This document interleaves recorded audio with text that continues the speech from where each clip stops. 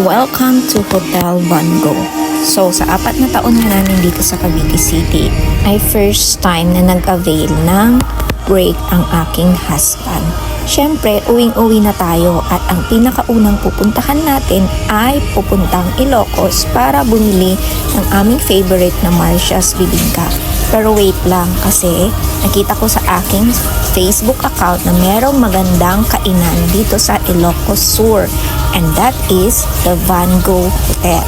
Van Gogh Hotel is located at number 1 Heroes Bypass Road, Pagani Campo, Candon City, Ilocos Sur. Yes, sa Ilocos Sur po siya. And from Cavite City, it's an 8-hour drive papunta sa Candon, Ilocos Sur. Konting information lang about Van Gogh Hotel. Kaya siya pinangalan ng Hotel Van Gogh ay para bigyan ng tribute ang legacy ng painter na si Vincent Willem van Gogh. Isa siyang Dutch post-impressionist painter na kung saan meron siyang famous and napaka-influential na mga paintings. And tada, malapit na tayong bumaba at pasukin ang Hotel Van Gogh. Siyempre, it will also exhibit yung rich culture ng mga Ilocano. Nag-tour muna tayo sa hotel habang inaantay na maluto ang ating mga orders. At tara, ipapakita ko sa inyo kung gaano kaganda, very artistic, very rich ang culture naming mga Ilocano. Siyempre, kasama naming magtutur ang aking mudra sa Hotel Van Gogh. So, takot nga ako dyan kasi nga nakikita ko yung baba. And let's go! Actually, pinag-tour kami sa mga suites nila and even sa events place nila. Unfortunately, hindi ko alam kung paano nawala dito sa cellphone ko yung mga videos na yun. Kaya dito na lang tayo sa swimming pool.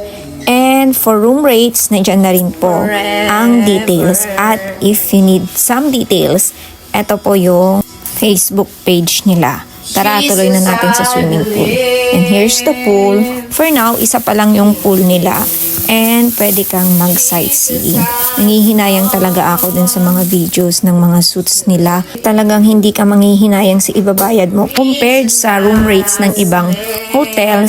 Yung ganda niya, compared sa price niya, is napakamura. Kahit dun sa videos ko, dun sa event place, pwedeng pang kasal, pang debut, pang conference, pang meeting, party area, and everything. So, pabalik na kami sa loob at kakain na rin kami. And another thing to see ay ang mga masarap na food nila. Si mother ko nga hanggang sa nakauwi na talagang sinasabi niya pa ulit-ulit, ang sarap ng food nila. Syempre, kahit gutom na yan, kailangan muna ng picture before kain. Pero dasal muna bago kain. Syempre, kung i-rate natin tong mga food nila, talagang nga namang masarap. And dahil nga mga Ilocano kami, maliban sa masarap, ay mura pa ang mga pagkain. As you can see naman, di ba? Pak. Busog na kami pero hindi pa pwedeng mag-proceed kami sa Marcia's kasi ang gaganda nga naman ng mga paintings na nandito sa hotel. Kaya picture-picture muna kami.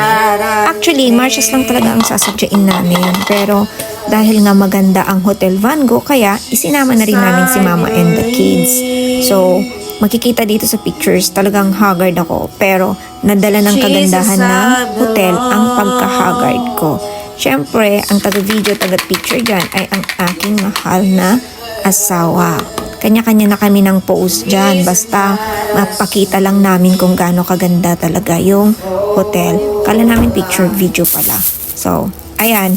Dito na lang ako nagmaganda kasi uwian na. Pupunta pa pala kami ng Marcia's.